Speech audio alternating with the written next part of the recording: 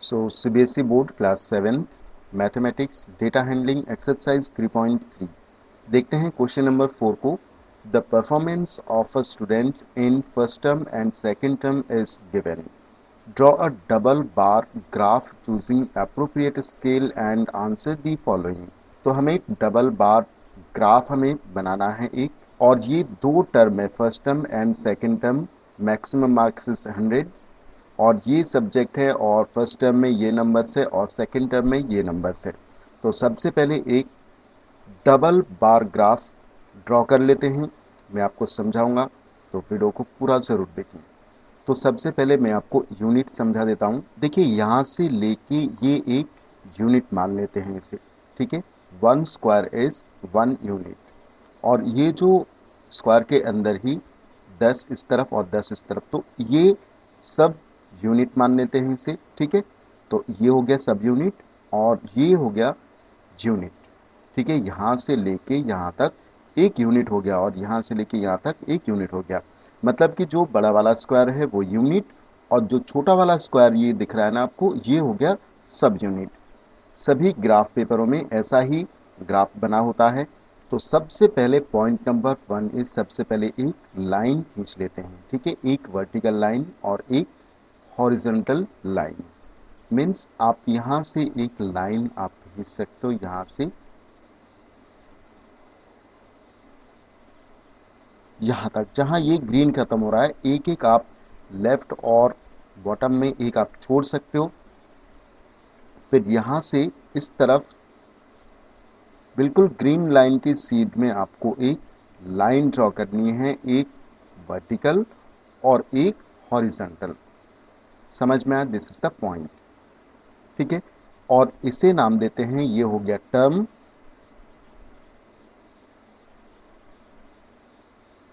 और ये हो गया नंबर्स या मार्क्स.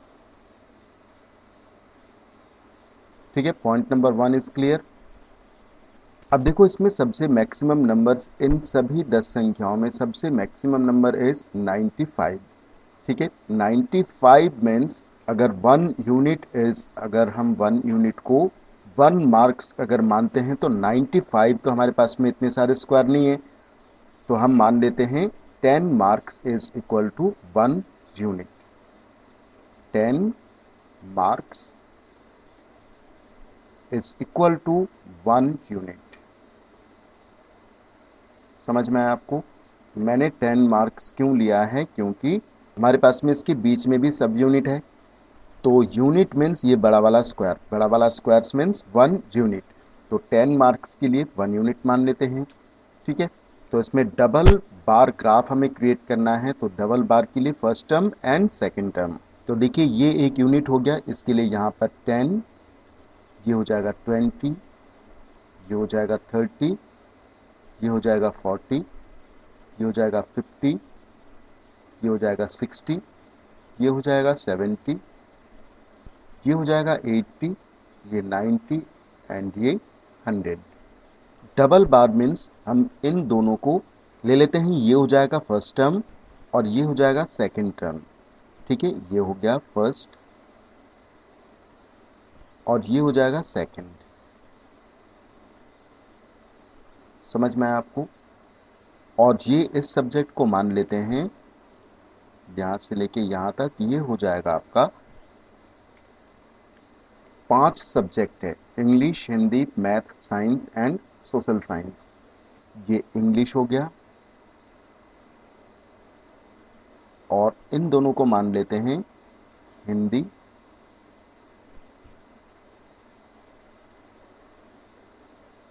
ठीक है. इन दोनों को मान लेते हैं मैथ, ठीक है, और इन दोनों को मान लेते हैं साइंस, और इन दोनों को मान लेते हैं सोशल साइंस.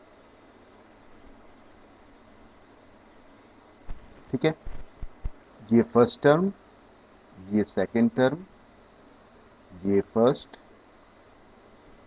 ये सेकंड टर्म, ये फर्स्ट हो जाएगा साइंस का, ये साइंस का सेकेंड टर्म, ये फर्स्ट टर्म हो जाएगा सोशल साइंस का, और ये सेकेंड टर्म हो जाएगा सोशल साइंस का।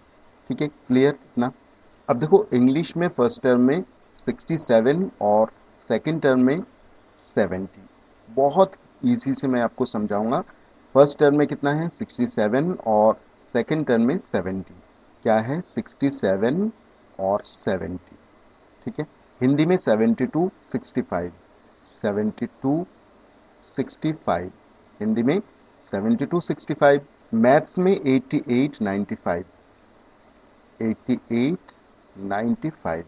साइंस में 81 85, 81 एंड 85।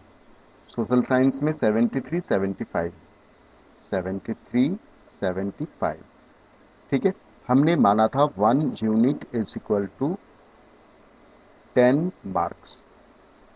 ठीक है ना। देन 67 मार्क्स के लिए कितने यूनिट होंगे, 10 का डिवाइड करेंगे, 10 का डिवाइड करने पे आएगा 6 इंटू 10 प्लस 7। तो इसमें 6 हो गए यूनिट और 7 हो जाएंगे सब यूनिट। ठीक है, 6 यूनिट और 7 सब यूनिट। समझ में आपको। अब 6 यूनिट काउंट कर लेते हैं, 1 2 3 4 5 6, यहाँ तक तो हो गया यूनिट।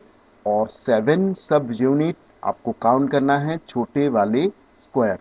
छोटे वाले स्क्वायर मीन्स यहाँ पर 1 2 3 4 5 6 7 यहाँ पर। ठीक है, तो यहाँ पर एक लाइन खींच देते हैं। ठीक है, और इस लाइन को यहाँ पर नीचे से एक्सटेंड कर देते हैं यहाँ तक, और सिमिलरली यहाँ से लेके यहाँ तक ये एक्सटेंड कर दिया। तो ये हो गया 67। ठीक है, और सेकंड टर्म में 70 मार्क्स है। ठीक है, समझ में आया। 70 में 10 का डिवाइड करने पे आएगा 7 यूनिट। ठीक है, कोई सब यूनिट नहीं बचेगा इसमें। ठीक है, तो 7 यूनिट हम काउंट कर लेते हैं, 1 2 3 4 5 6 7। तो यहाँ पर जैसे 70, आप इससे भी पता लगा सकते हो। तो इसे एक लाइन खींच देते हैं इस तरह से, और इसी लाइन को नीचे भी एक्सटेंड कर देते हैं, और इस लाइन को भी यहाँ पर नीचे से एक्सटेंड कर देते हैं। ठीक है, तो दिस इज 70 और दिस इज 67। समझ में आया आपको। अब आप देखो हिंदी में 72, अगर हम 10 का डिवाइड करते हैं तो 7 यूनिट हो जाएगा, 2 सब यूनिट हो जाएगा। ठीक है, तो 7 यूनिट देख लेते हैं, 1 2 3 4 5 6 7। तो यहाँ पर 7 हो गया, और 2 यूनिट हम यहाँ पर ले लेते हैं छोटे वाले स्क्वायर। समझ में आपको। छोटे वाले स्क्वायर कहाँ पर है, 1 2। तो यहाँ पर एक लाइन खींच देते हैं। ठीक है, देखो यहाँ तक हो गया 70, तो 1 2। तो यहाँ पर इस वाली लाइन को, ये हो गया 72। समझ में आया। और इस लाइन को हम नीचे एक्सटेंड कर देते हैं यहाँ नीचे तक, और इस लाइन को भी सिमिलरली इसको भी नीचे एक्सटेंड कर देते हैं। ठीक है, तो ये हो जाएगा 72। अब देखो 65 मीन्स अगर हम 10 का डिवाइड करते हैं तो 6 यूनिट हो जाएगा और 5 सब यूनिट हो जाएगा। तो 65 6 यूनिट काउंट कर लेते हैं, 1 2 3 4 5 6, यहाँ तक हो गया 6, और 5 काउंट कर लेते हैं, 1 2 3 4 5 यहाँ पर। ठीक है, तो यहाँ पर एक लाइन खींच लेते हैं। ठीक है, अब इस लाइन को नीचे की ओर एक्सटेंड कर देते हैं, तो ये हो जाएगा 65। ठीक है, समझ में आपको। दो सब्जेक्ट के फर्स्ट एंड सेकंड टर्म का हमारे पास में हो गया। अब मैथ्स में 85 एंड 95। ठीक है, तो अगर हम 10 का डिवाइड करते हैं तो इसमें हो जाएगा 8 यूनिट और 8 सब यूनिट। इसमें 95 में 10 का डिवाइड करने पे 9 यूनिट और 5 सब यूनिट। ठीक है, तो सबसे पहले फर्स्ट टर्म 8 यूनिट काउंट कर लेते हैं, 1 2 3 4 5 6 7। यहाँ पर देखिए 7 8 9, यहाँ पर तो हो गया 9 यहाँ पर। ठीक है, आप इस लाइन से भी, आप इस लाइन के सीध में आप आ सकते हो, तो यहाँ पर 9 हो गया। लेकिन हमें 8 लेना है, 8 यूनिट, तो यहाँ पर 8 हो गया। तो इन दोनों के बीच में हमें 8 सब यूनिट लेना है। इनके बीच में 8 सब यूनिट काउंट कर लेते हैं। 1 2 3 4 5 6 7 8। तो यहाँ पर से एक लाइन खींच लेते हैं, तो ये हो गया सब यूनिट 8 यहाँ से लेके यहाँ तक। अब इस लाइन को यहाँ नीचे एक्सटेंड कर देते हैं, यहाँ से लेके यहाँ तक नीचे एक्सटेंड कर देते हैं, और सिमिलरली राइट हैंड साइड से भी एक्सटेंड कर देते हैं। ठीक है, तो ये होगा 88। अब इसके आगे 95 कहाँ पर है, 9 यूनिट और 5 सब यूनिट। तो यहाँ पर देखो ये 90 की लाइन है, यहाँ पर 90 है, तो इसके बाद में यहाँ पर 5, यहाँ पर 90 है, फिर यहाँ पर 5 सब यूनिट काउंट कर लेते हैं, 1 2 3 4 5। तो यहाँ पर सब यूनिट है 5। ठीक है, यहाँ पर 90 और इसके आगे ये 5 सब यूनिट मैंने ले लिए, 1 2 3 4 5। ठीक है, इस लाइन को यहाँ पर ऐड कर देते हैं, और सिमिलरली इस तरफ से भी इस लाइन को एक्सटेंड कर देते हैं। तो ये हो जाएगा 95। ठीक है, अब देखो साइंस में 81 एंड 85, तो 10 का डिवाइड करने पे इसमें हो जाएगा 8 यूनिट और 1 सब यूनिट, और इसमें हो जाएगा 8 यूनिट और 5 सब यूनिट। तो 8 काउंट कर लेते हैं, 1 2 3 4 5 6 7 8। तो यहाँ पर हो गया हमारा 8। ठीक है, यहाँ पर 8। अब इसमें 1 इस तरफ और इस तरफ 5 सब यूनिट हमें लेने हैं। तो इसमें 1 इस यहाँ पर और इसमें 5 सब यूनिट यहाँ पर, 1 2 3 4 5। तो यहाँ पर सब यूनिट हो गया 5। तो इसे लाइन खींच लेते हैं, और इसमें लाइन खींच लेते हैं 1 सब यूनिट का। ठीक है, समझ में आया आपको? बहुत क्लियरली मैं आपको समझा रहा हूँ मैं। 1 2 3 4 5। ठीक है, 85 एंड 81, इस तरफ 81 है, तो यहाँ तक 80 अगर हो गया तो ये 81 और दिस इज 85। इस लाइन को अब इसके आगे एक्सटेंड कर लेते हैं, इस लाइन को भी एक्सटेंड कर लेते हैं यहाँ पर, और इस लाइन को भी एक्सटेंड कर लेते हैं। आप स्केल से ही आप लाइन खींचोगे, लाइन टेढ़ी मेढ़ी नहीं होनी चाहिए।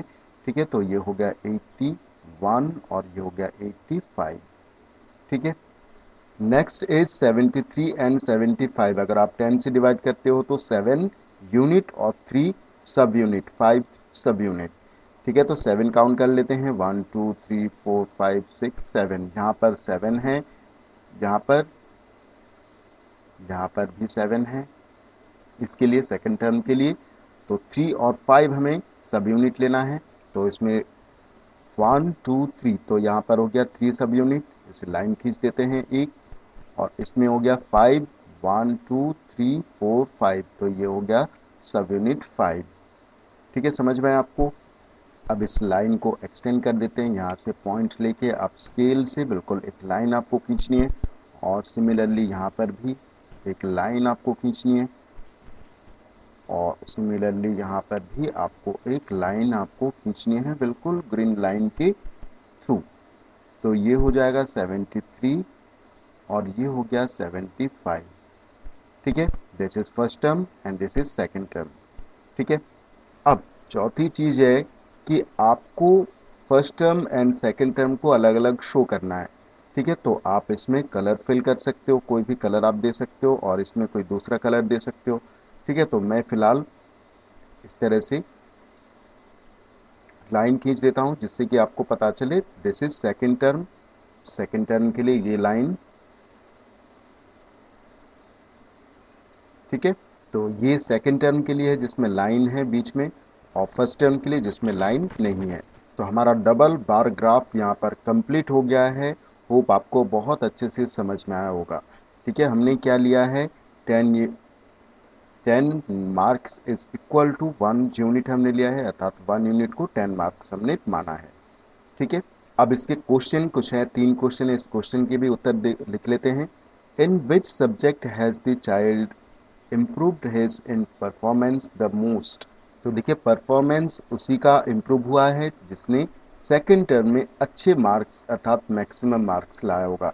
ठीक है, तो सबसे पहले माइनस कर लेते हैं फर्स्ट टर्म में से सेकंड टर्म को। Difference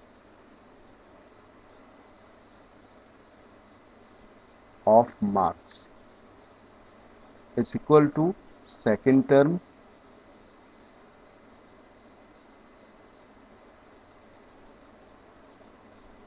term minus first term.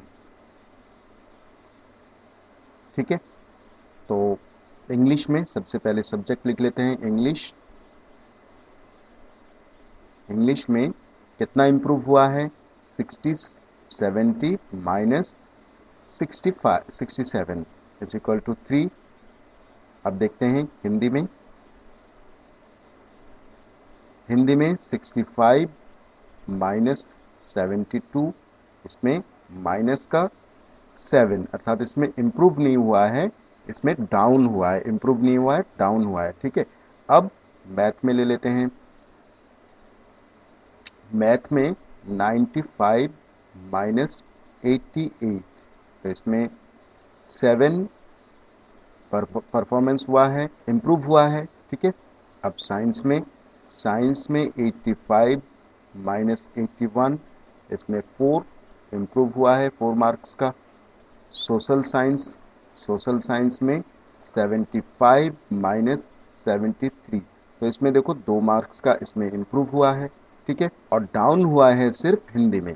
ठीक है, तो सबसे ज़्यादा इम्प्रूव हुआ है मैथमेटिक्स में, क्योंकि इसमें तो माइनस में है और ये प्लस में है, तो सबसे ज़्यादा इम्प्रूव हुआ है मैथमेटिक्स में। तो हम आंसर में लिखेंगे, क्या लिखेंगे? The child has improved his performance the most in the subject of mathematics. ठीक है, पहले का answer is maths. In which subject is the improvement the least? सबसे कम इम्प्रूवमेंट किस में हुआ है? सबसे कम इम्प्रूवमेंट हुआ है सोशल साइंस में, बिल्कुल 2 मार्क्स का इम्प्रूव हुआ है। ठीक है, तो यहाँ पर सोशल साइंस आ जाएगा। ठीक है, अब third question is has the performance gone down in any subject? क्या परफॉर्मेंस बिल्कुल डाउन हो गया है किसी सब्जेक्ट में? यस, कौन से सब्जेक्ट में? हिंदी में माइनस में, बिल्कुल माइनस का। देखिए ये बिल्कुल डाउन हो गया है, इम्प्रूव हुआ नहीं है, बिल्कुल डाउन हो गया है। कौन से सब्जेक्ट में? हिंदी में। ठीक है, तो subject is Hindi.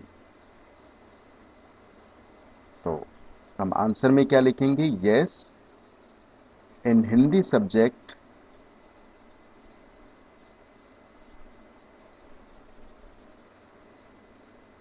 the performance has gone down. The performance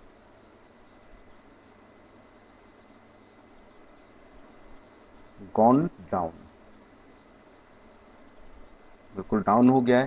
ठीक है, तो ये थे question number 4 with bar graph, double bar graph with इसके 3 आंसर। होप आपको चौथा क्वेश्चन बहुत अच्छे से समझ में आया। मिलते हैं अगले क्वेश्चन में। Thank you.